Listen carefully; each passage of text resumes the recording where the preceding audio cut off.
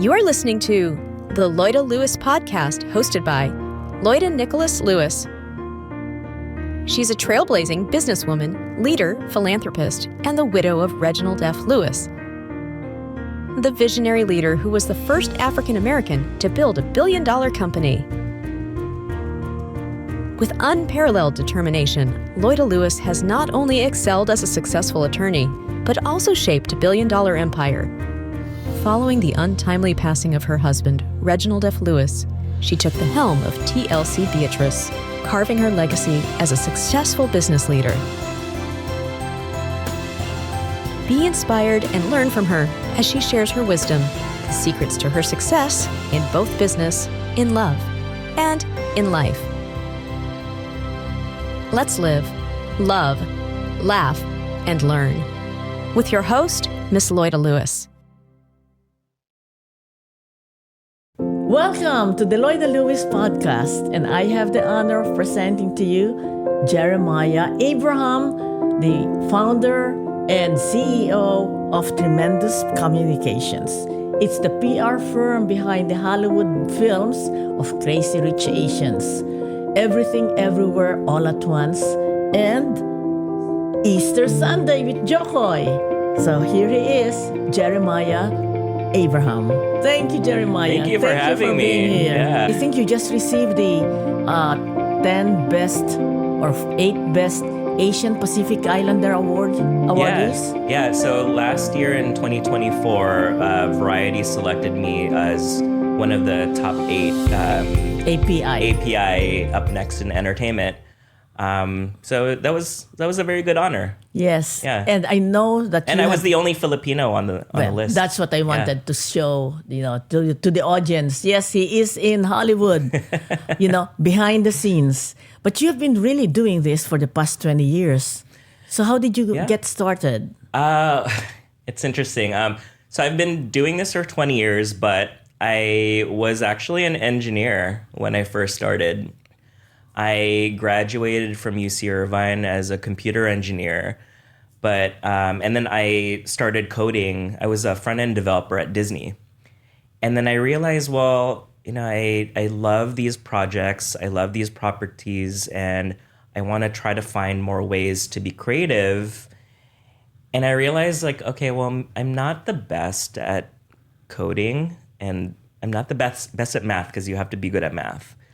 But I am really good at imagining creative things and executing them and doing them in a way that's impactful. And so that's kind of how I started slowly transitioning into marketing, which has been an interesting career path. Yes. So can you just say your university is here in the United States. So can you just tell your background? Were you born in the United States? Yeah, no, I was born in the Philippines, in Quezon City. So my dad's side is from Project 7, and then my mom's side is from Laguna in San Pablo City. So I came to the U.S. when I was 5, so I was born there. And because your parents came?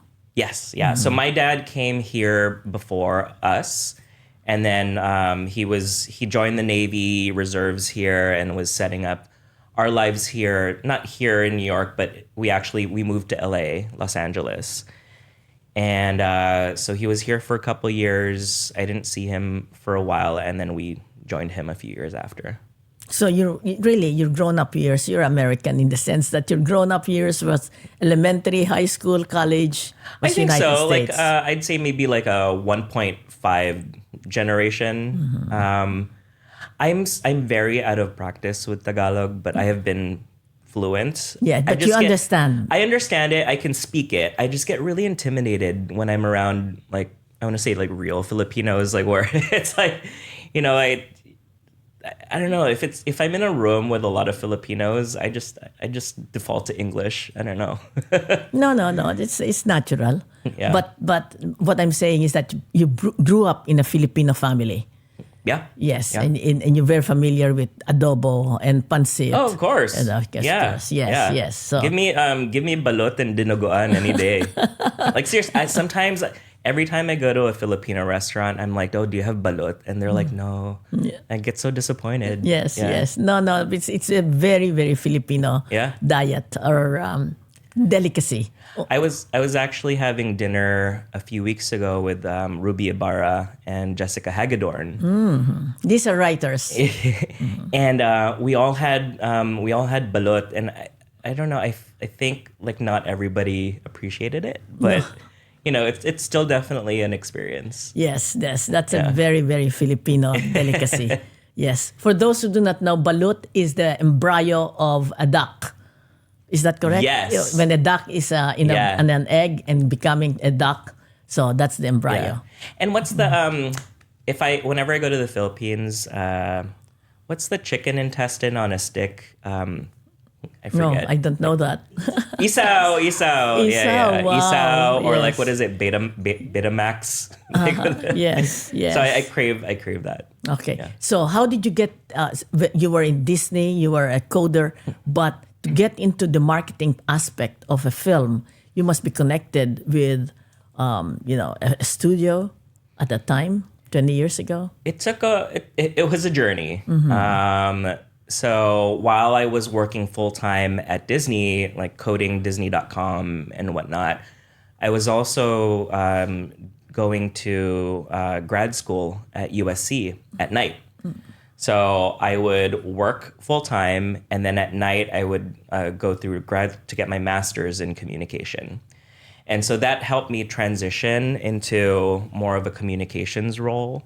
And I think because I had already had my experience in entertainment, that was a nice foot in the door already.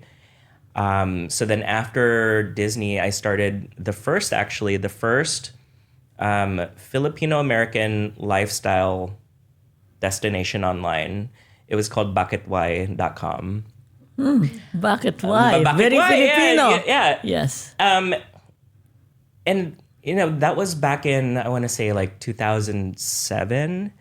And so we were really, and that was before like YouTube was that was before influencers, or like that was before YouTube was being monetized. And so at that time we were really trying to create something that didn't really exist yet in terms of the content creation economy. So I still get very surprised and nostalgic whenever somebody remembers that, and I'm like, okay, that's cool.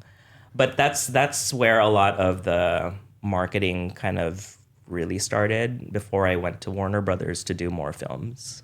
So when you were, did the Warner Brothers job came up, or somebody told you about it because of the good work you're doing? A little bit of both.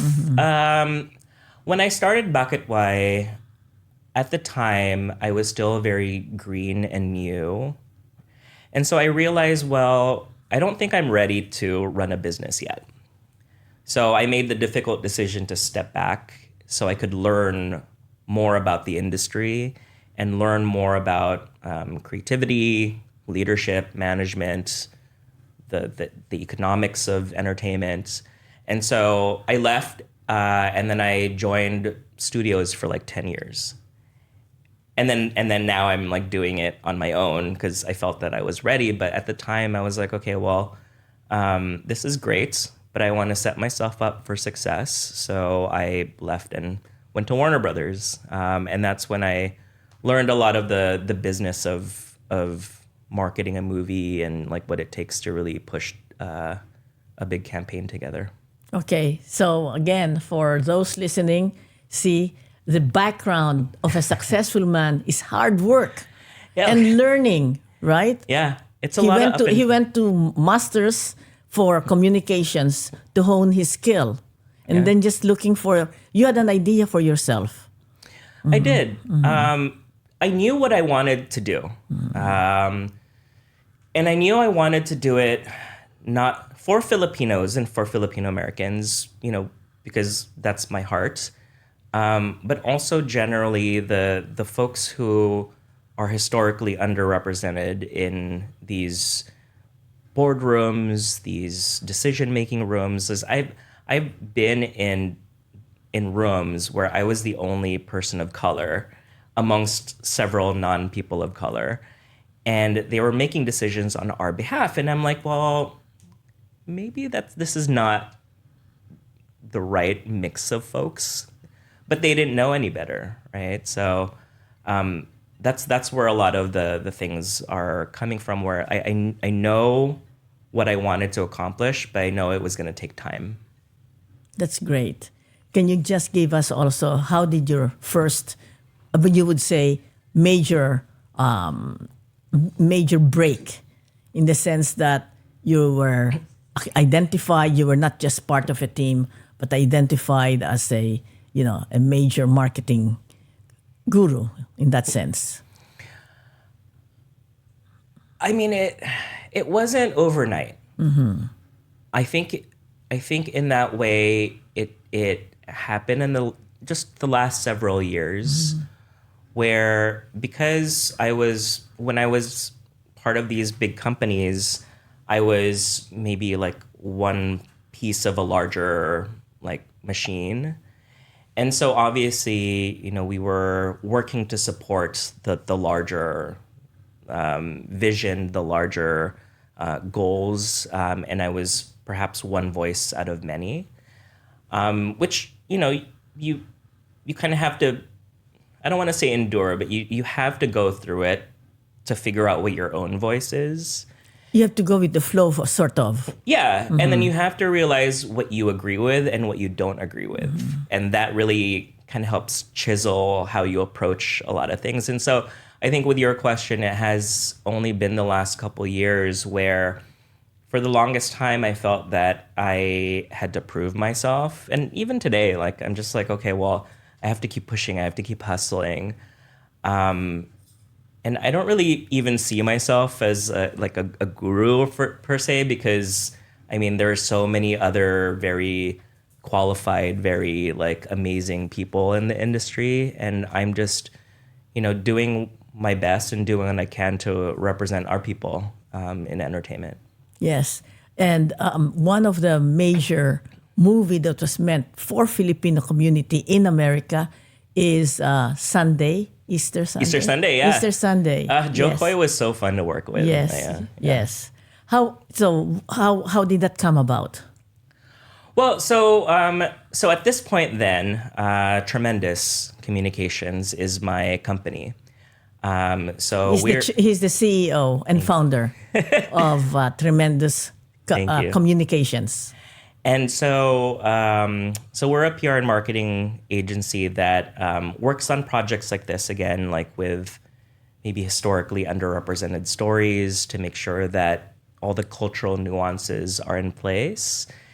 And it's interesting because a lot of the projects that we work on have been Oscar winning, or like these big campaigns, and not everybody knows that the team, or at least one of the teams that's really supporting them, are Filipino American owned and operated.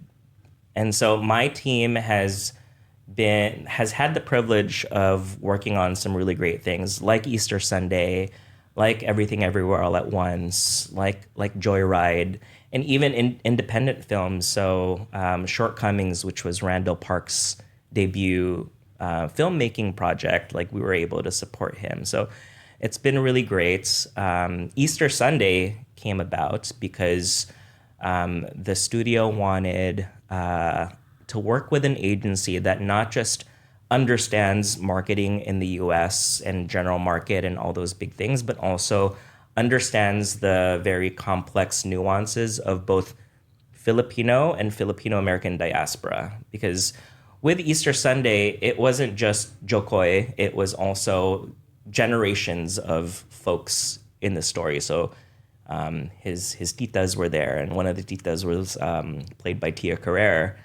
And so there's one scene, for example, where they're all putting together like a balikbayan box and to send it over. And, we were able to really hone in on those nostalgic kind of moments for our community, but find ways to make it relatable to everybody, which, I thought was such a great project to work on. Yes, but you had nothing to do with the script that was done. By the time it was done, you were asked to market it. Yeah. So we are brought on in different ways and in different stages. So with Easter Sunday, it was already done. We did give some feedback when it was still kind of in close to release. And, if there were any red, like cultural flags or anything that we should focus on. And so at that point, the movie was already created. They just needed cultural strategy when it comes to like marketing the release. But some movies were actually brought on much earlier, like Joyride, for example, with Lionsgate. They had us read the script when they were in pre-production. We gave them feedback, and we even were actually we were the group, and I was leading this endeavor with Tremendous. We helped the studio actually retitle the film. What was it initially? Am I allowed to do F-bombs on the show? Okay, it was originally called Joy F Club. Oh my goodness! But and this is public knowledge. You can read it on the Hollywood Reporter. And so, we realized that it wasn't necessarily the best because also, you were also connecting it to the legacy of Joy Luck Club. Joy Luck Club, yes. And we didn't want to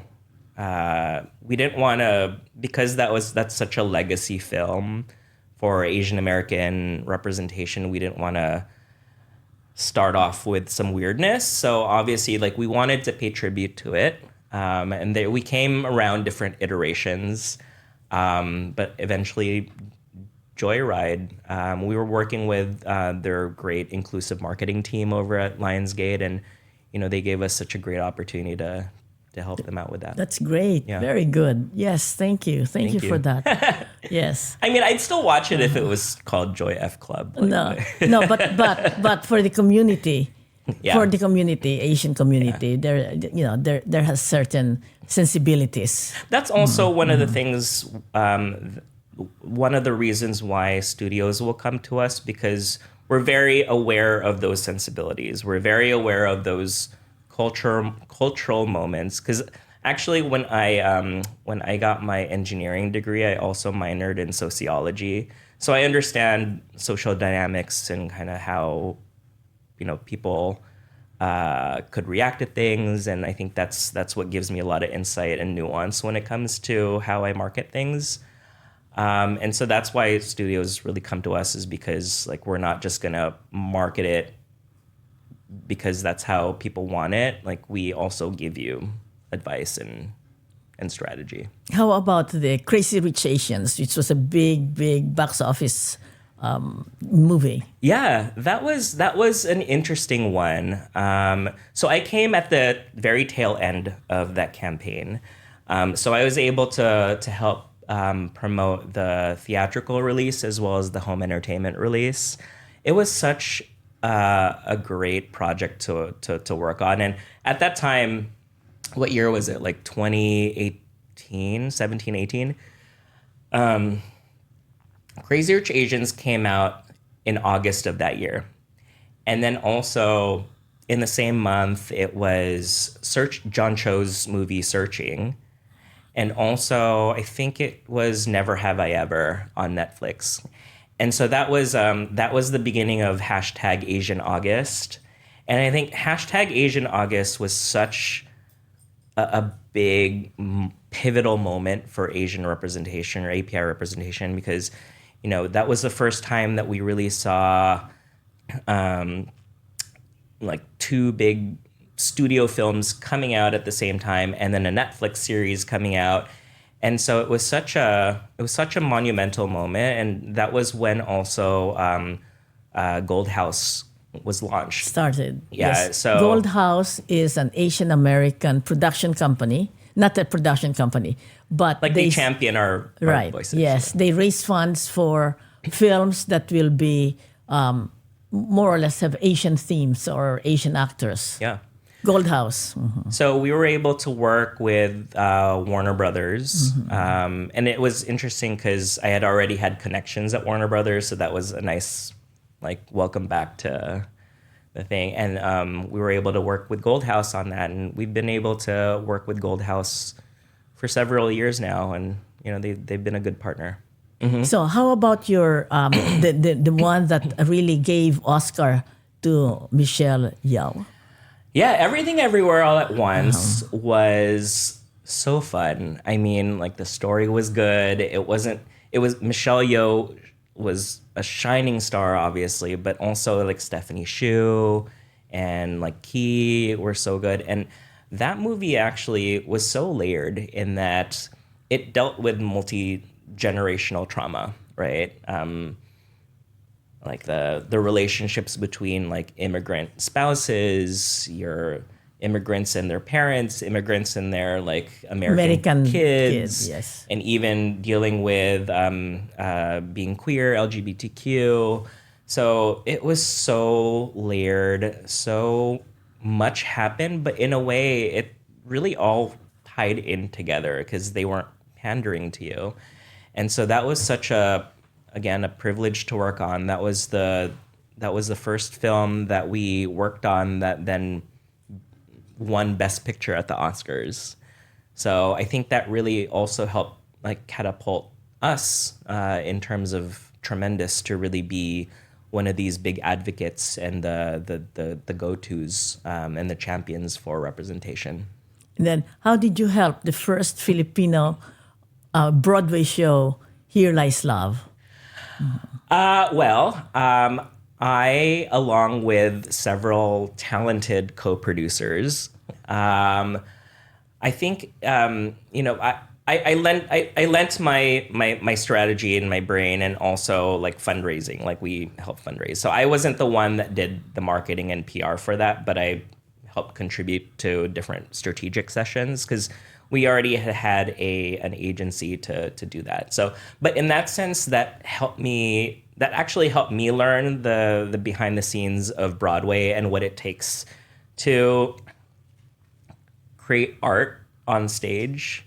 But it was so humbling and so rewarding to also be around like-minded Filipino Americans who want the same thing, want more Filipinos on stage, on screen, on whatever it is, and really championing our own voices. And that was actually the first time I felt that there was a collective of like-minded folks actually making decisions in the room. Because earlier I mentioned to you that I have been in rooms where non-BIPOC folks are making decisions on our behalf and telling us how to tell our own stories, consume our own stories. But Here Lies Love was one of the first times where I felt that this is really for us, and it was created and like strategized by us. So yes, sadly, we are in an era where there seems to be an effort to erase people of color. And race, the race issue has become almost front and center in education, in films, entertainment. So, what's your own thought about this situation? Well, I think you're right. Systemically, there is a shift to erase a lot of the visibility and like hard work and presence of the immigrant backbone of America. And so I think, I've been doing what I can as somebody that is not a politician, as somebody that is working in this industry. I've been doing what I can in terms of sharing my opinions when it comes to, like, let's say DEI or our own. DEI is diversity, equity, and inclusion. Mm-hmm. So I've been trying to do more, like, I guess, thought leadership and opinion. So I did an interview for the LA Times a few months ago, where they were talking about DEI in entertainment. And then I also wrote an op-ed in Adweek about reinforcing brands' investment in AA and HPI communities, because even though there is a systemic kind of shift to erase us, that doesn't erase our buying power, right? In terms of, let's say, marketing by brands. Like, Asian Americans are currently a 1.7, I want to say, $1 trillion buying power, and it's going to go into the 2.5s, maybe 3s in the next couple of years. So I want to make sure that we're at least setting the foundation now in terms of, like, let's say in 5-10 years, it's easy for brands now to invest in the Asian American community and know how to do it in a very strategic and impactful way, similar to how they invest in Latinx, Hispanic, and the Black communities, right? And so I feel like that's the work that I'm doing to kind of help challenge what is changing and shifting, if that makes sense. But I'm just trying to be as vocal as possible and not let this landscape deter us from what we're trying to do. Great. And how does Hollywood feel regarding this recent onslaught on confused? DEI? Confused. Yes. Well, I mean, there are parts of Hollywood that are being more immediately impacted, right? But I don't think we're going to see the actual impact of this shift in DEI until maybe a few years from now, because then, like, what movies are we seeing that are greenlit? What executives are going to make these decisions, like, and who's going to do it? And so, because movie making takes a while, from pitching to writing to whatever, I think a lot of those stories will be impacted a little bit later, and we'll see it. And so I don't think it's going to go away anytime soon. At least for my stuff, marketing and PR budgets are separate from DEI budgets. So we're not seeing it yet when it comes to marketing campaigns, but I anticipate what we probably will feel it. Really? Yeah. Well, anyway, we still have 3 years. Gosh. Maybe. It's not been 10 years already. Like, it felt like such a long time. Such a long time. Oh, yes, man. yes, What month is it? Like September?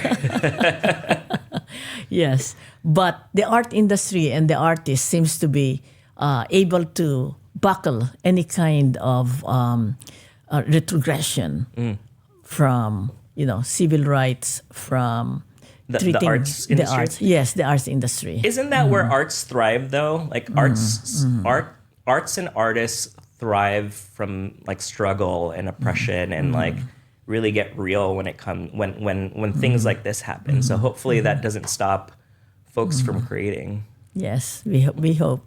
Yeah. Now, looking towards the future, towards the present, is there anything brewing that comes your way that you are excited about?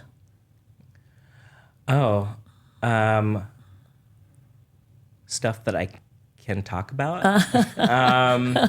Yes. There's such a thing as if your I've signed several NDAs, so I don't know. I understand. What you mean, like stuff that I want to work on, or things that are just coming up? Because I'm really excited for Wicked too. Like that's very exciting. Okay. Yeah. So Wicked was part 1, released to great attendance at the movies. Yeah. But it's only part 1. So there's a part 2. Can you tell us about it? Well, I'm not working on that. I'm just excited for it. But obviously. Did you work on the first one? No. You didn't. Yeah, okay. yeah. That one, I told them, I was like, oh, like, I'm already very well connected in Broadway. Like, let me do it. But they had already established their team, so that's fine. I still support them. Like, they're a great team. But Wicked, obviously, and there's more indie films actually that are coming out that are getting some good traction in festivals right now. Slanted was just purchased or acquired by Bleecker Streets, and that went through all the great film festivals, and so I'm excited Can you for just that. explain Slanted, because I've not heard that? Yeah, Slanted is an indie film by Amy Wong. I'm not overly it deals, I believe, with identity dysmorphia and like finding your way as an Asian person in this kind of realm of beauty standards. Like, don't quote me on that, because I'm probably making it up, but I really want to watch it. But like films like that, I think, are what gets me excited the most, because yes, studio movies are great. They're awesome. They're fun to work with, but you really see filmmakers come to life when it's their own project and their own vision, right? So we were able to work on Andrew On's film, The Wedding Banquet, very recently, or even Sean Wang's film, Didi. So those are all kind of festival darlings that were acquired and distributed by studios, like even with Yellow Rose. So Yellow Rose, yes, that's the first time that Eva. Yeah, that was Eva Noblezada's first film, and also I think that was Leia's return to film after like 20 years, and we had also Princess Punsalan in it. So such great legacy, like in that movie. Were you involved in the marketing of that movie? Yeah. I was actually supposed to go to Austin while they were filming to be an extra, but I couldn't leave New York. So I was ready to like put on a cowboy hat.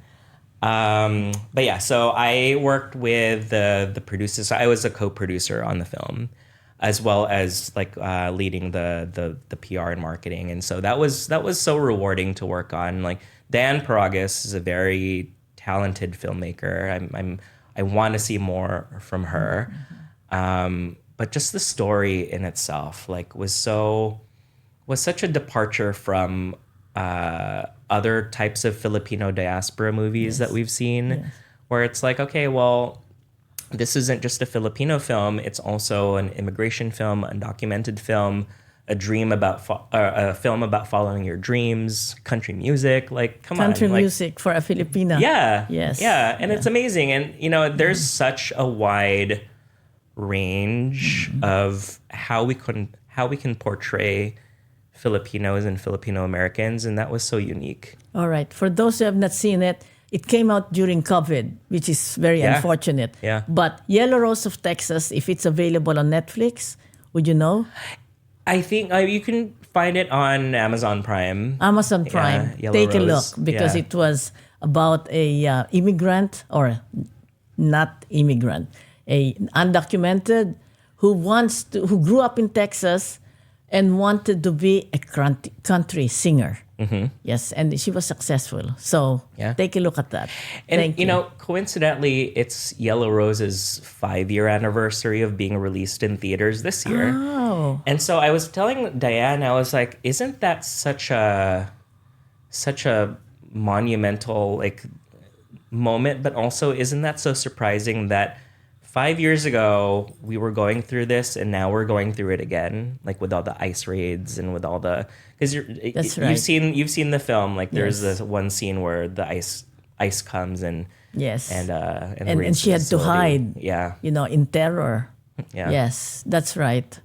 So I was like, wow, yes, still very current, relevant. Very current, relevant. Yes. If you don't mind, we have some questions from the audience. Yes. Okay, this is from Rob L. Is there a big difference when marketing to a predominantly AANHPI, Asian American, Native Hawaiian, Pacific Islander audience? Is there a big difference when you market to a predominantly AANHPI? Yes and no. Because while we want to be culturally inclusive and sensitive of particular communities, I also have to remind people that ANHPI and whoever else, even multicultural, there's still people with similar interests and affinities, right? I'm Filipino, but I don't just watch Filipino movies. I also like sci-fi. I also like comedy. I also like food, in general. Rom-com. And rom-coms. So I think also there's a level of specificity and targeted marketing, but also like we also just have to treat each other like human beings with the same interests too, right? Just because we come from different places doesn't mean like we can't all like the same, I don't know, like miscongeniality, like, you know what I mean? Yes. So yes. yeah, so I want to say yes, there is a difference, but also knowing that they're also still in the zeitgeist. Yes, very good.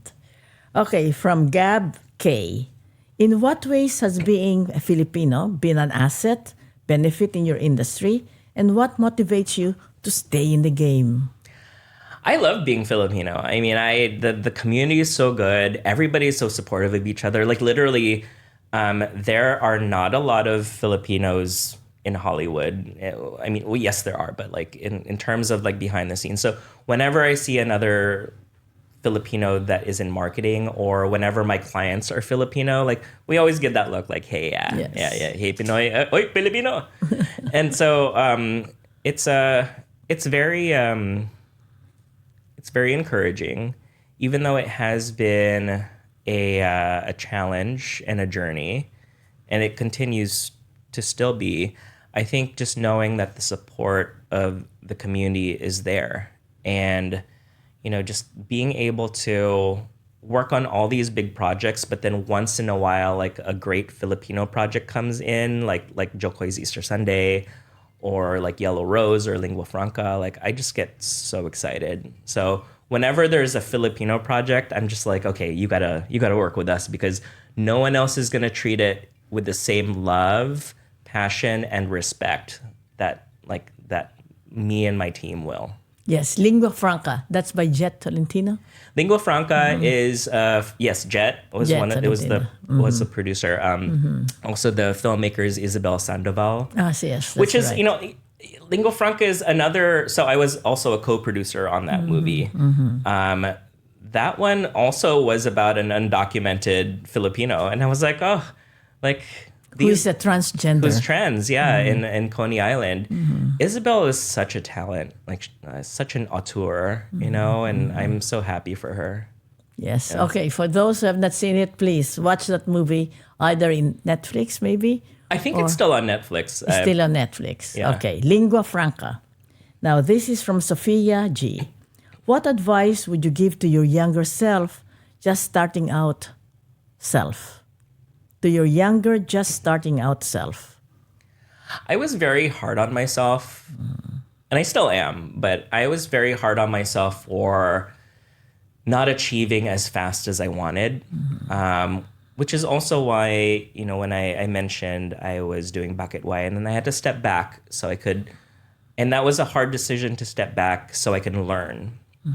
And so I think I was very hard on myself because I didn't give myself the space to grow, and also the grace to make mistakes. And so I think that's one of the big things that I would say to myself is, you're allowed to make mistakes. You're allowed to do things and go into opportunities that may not align with what you want to do later down the line, but isn't that such a good and critical and important life lesson to know both what you want to do and what you don't want to do? And so I think that's it took me a while to develop that filter. Like, oh, I don't want to do that. Like, oh, So I was always saying yes to everything, like as a kid, but like, younger. Young, yes, yes. And now I think because I went through all that and really figured out who I am, both personally and in business and in all these things, and filtered out what I don't want to invest my time and effort and my skill set in. Now I think it's a lot more rewarding because the stuff that I do is stuff that I actually want to do. Yes, but it's a little hard for a young person. It's hard, yeah. Sometimes you really have to commit mistakes. So you have to forgive yourself for doing things that you was not really. And you're always going to make mistakes. Like I make a ton of mistakes now still. And, I think the difference between now and then is that I'm not like beating myself up over it and like wondering about all the little things that went wrong. But now it's just like, okay, well, it's not the end of the world. No one died. Move on, learn from it, and do better next time. All right. For those of you who are striving out there, all right, be kind to yourself. We will make mistakes, but just move on. And seek out other people who are who are aligned to what you want to do, who are aligned to your values and goals, and support each other. That's why I love Filipinos, because we all tend to support each other, which is great. That's great. Yeah. Okay, lesson learned. Who is the kindest celebrity you've ever worked with? Jokoy. Ah, really? Can Jokoy explain is more. so he is genuine, very authentic. He actually wants to support people and community, and he uses his platform to elevate others. When you open the door, you reach back and pull other people up. That's him. He could easily be like, so what is it, like mata pobre, like very like but he's not. He gives his time, he gives his value to others, and you can actually really see the difference between performative support and real authentic support, and Joe's always been Okay, great. that's a good word for Jokoy. So if you happen to see his Netflix comedy series, please tune in for Jokoy. Okay. From Gina P. How do you want the conversation to reshape when it comes to Asian American casting for Hollywood? So I think a lot of times, even with like leading roles, Asians and Asian Americans, it's such a revelation when they're casted as the lead in a non-Asian storyline, right? Let's say even like Butterfly with Daniel Day Kim that just came out on Amazon Prime. That still had an Asian kind of narrative, but if you step back, he's playing the lead in an Amazon series where I think he's a CIA agent. And so I think even then it's such a revelation to see Asian American leads in a primarily non-Asian American story. And I think I would hope that we're not essentially just casted as leads in stories that only feature us, but we can also be the next James Bond. We can also be. So I think that's where I hope the shift in the work that we're doing today is to change perception and inclusivity. Though I think going back to what we were discussing earlier about DEI, that might essentially be one of those long-term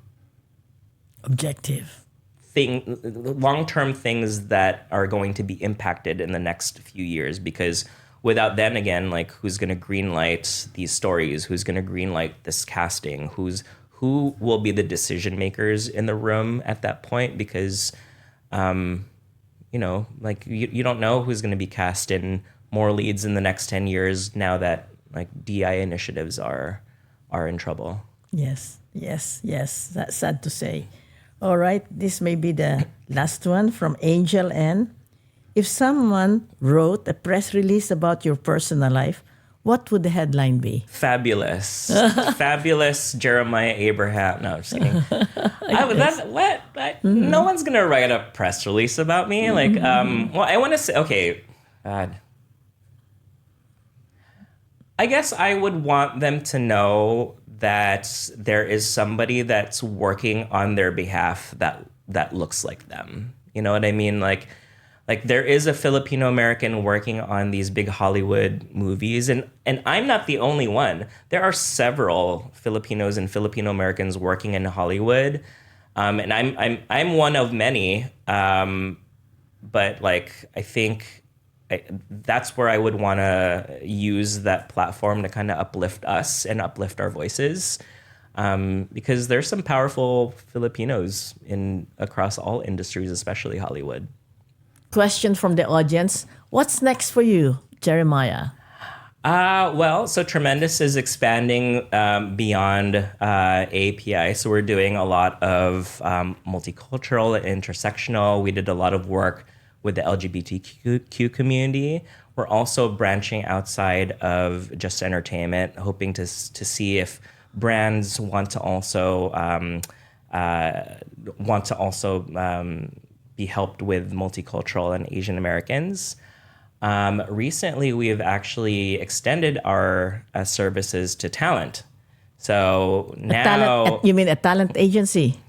well, yes. So for like actors, filmmakers, I will say that the first talent client that we signed is Vincent Rodriguez III. Vincent Rodriguez III. He was here. The first Filipino leading man in a network series from Crazy Ex-Girlfriend. So very, very, very excited to be part of his journey.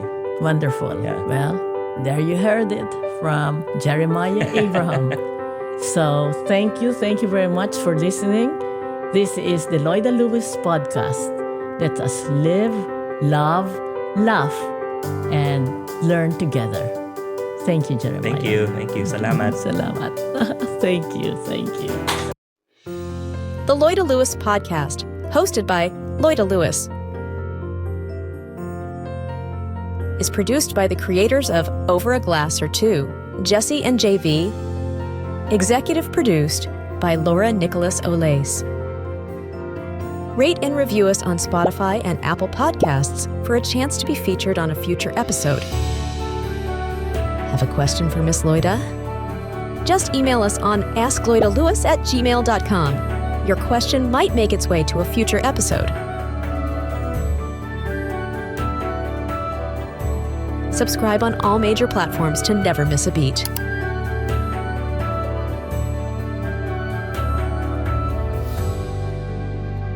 Thank you for listening to the Loida Lewis Podcast.